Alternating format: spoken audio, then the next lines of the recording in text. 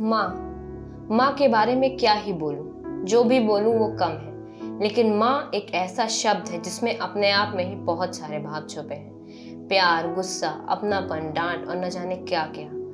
लेकिन जब भी किसी बच्चे को मार पड़ती है तो सबसे पहले उसके मुंह से माँ ही निकलता है। लेकिन मेरी माँ, आप ही मेरे लिए मेरी रोल मॉडल हो। और आज आपका 50th बर्थडे है, तो पूरे परिवार की ओर से आपको ढेर सारा प्यार और जन्मदिन की बहुत बहुत शुभकामनाएं। कैसा रहा होगा आपका इतने सालों का सफर? तो इस जिंदगी के सफर में बहुत सारे उतार चढ़ाव, सुख दुख, संघर्ष जाहिर सी बात है आए ही होंगे। तो क्यों ना उस सफर को एक बार वापस से जिया जाए। मेरी माँ का जन्मदिन 1972 हमीरपुर के दबसौरा गांव में हुआ। 1972, आप सोच ही सकते हैं आज 2022 के समय में कितना अलग होगा। न फोन, न गूगल, न डिजिटलाइजेशन। उस समय अपलोड करी हुई फोटो में लाइक कमेंट की चिंता नहीं रहती थी, बल्कि इस बात की चिंता रहती थी कि मेरी सहेलियां मेरे साथ खेलने क्यों नहीं आई। और मेरी नानी, जिनका जीवन भी काफी संघर्षशील रहा है, उन्होंने गोबर पाथने से लेकर बच्चों को पढ़ाने तक का सारा काम किया। और अब बात मेरे नाना जी की, तो वो पेशे से एक डॉक्टर थे और अपने बच्चों के लिए एक आइडियल फादर। हाँ, थोड़े से स्ट्रिक्ट थे, जो कि सभी पिताओं को होना चाहिए। और मेरी माँ का अधिकतम समय अपने पिता के साथ गांव में ही बीता।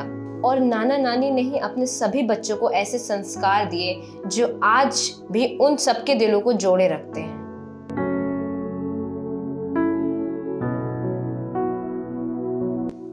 मेरी माँ का बचपन, जहाँ तक मैं जानकारी जुटा पाई, मुझे ये लग रहा है कि वो शरारती तो बिल्कुल नहीं होंगी। उनको बल्कि छोटी उम्र में ही अपनी सारी जिम्मेदारियों की समझ आ गई थी और पढ़ाई लिखाई में भी वो काफ़ी अच्छी थी। 6 क्लास तक की शिक्षा उन्होंने गांव में प्राप्त की। उसके बाद वो बांदा आ गई, फिर आर कन्या से आगे की शिक्षा प्राप्त की। उसी बीच जब गर्मियों की छुट्टियां होती थी तो सारे भाई बहन साथ में गांव जाते थे। हाँ भाई, ट्रेन से जाते थे। उस समय के दौर में आप समझ ही सकते हैं ट्रेन जाने से कितनी एक्साइटमेंट रहती होगी, जैसे कि हमको आज भी रहती है।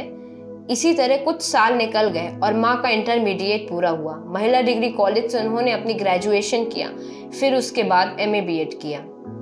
ऐसे ही साल दर साल बीतते गए और माँ की पढ़ाई पूरी हो गई। इस बीच एक बड़ी खुशखबरी सामने आई जिसकी सबको उम्मीद थी। वो थी मेरी माँ की सरकारी नौकरी लगना।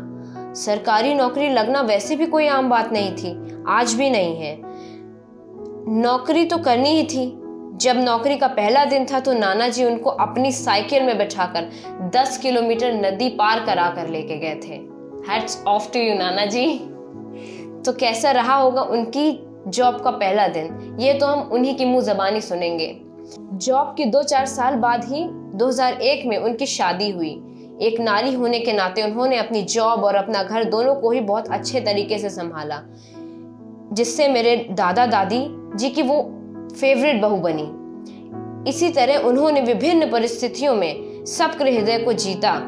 जितना मुझे समझ आया उतना मैंने इस कहानी को पिरोने की कोशिश की। अगर इसमें कुछ भूल चूक हुई हो तो सॉरी, माफ कर देना माँ।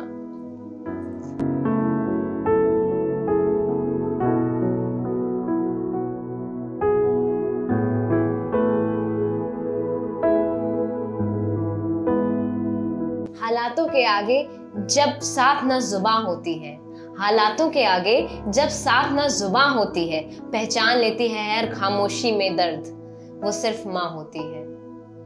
आखिरी में आपको पूरे परिवार की ओर से ढेर सारी शुभकामनाएं। I love you so much.